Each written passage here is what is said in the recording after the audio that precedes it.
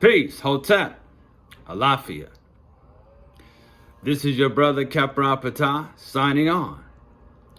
Today's topic, tapping into the God Self and the law of correspondence. As above, so below. As below, so above. This is the second Hermetic principle in the Kybalion called correspondence. This has the same meaning of on earth as it is in heaven. Now, we're all fractals of the Godhead, and we're all parts and reflections of the holographic image of God. Holographic in the sense that every part contains in it the information and image of the whole. Not to mention, we'll also have access to other realms and different layers of reality. So we can tap into frequencies that give us access to intelligences that exist in other realms outside of our frequency range. So every physical form is animated with the breath of God, and we're in the form of smaller yet similar attributes and aspects of God. God is Grand Cipher Divine. God is the generator, organizer, destroyer. God is the game's operational designer, and we are each here to specialize as God's living attributes in our own unique way. The divine expresses him in itself in unlimited ways, and we are God's parts and parcels. We're all different miniature versions.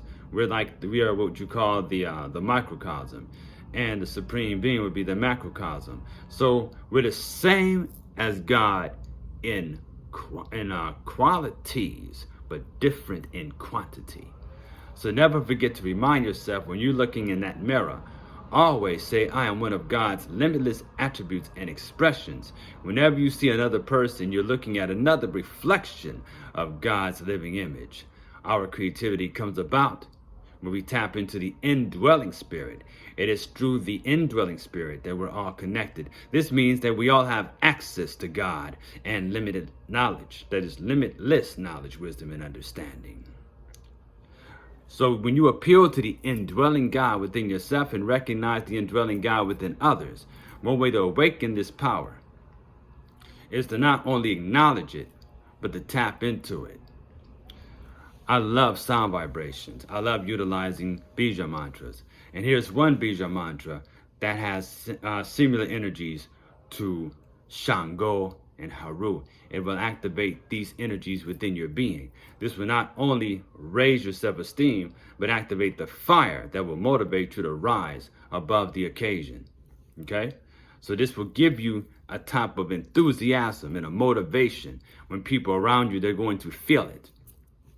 And it's good to chant this vibration 108 times at night and 108 times when you get up in the morning. The sound vibration goes like this. Hreem,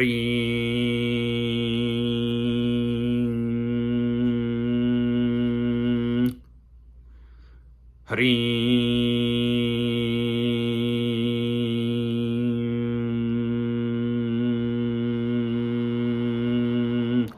hreem.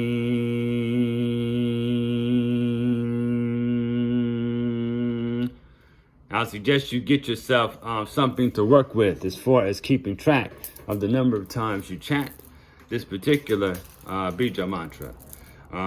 Here's one example, like this right here. These are mala beads on a necklace. You just hreem, hreem, hreem, hreem, hreem, hreem, hreem, hreem, and just chant until you're done with one round. You can go as many rounds of 108 as you like, okay?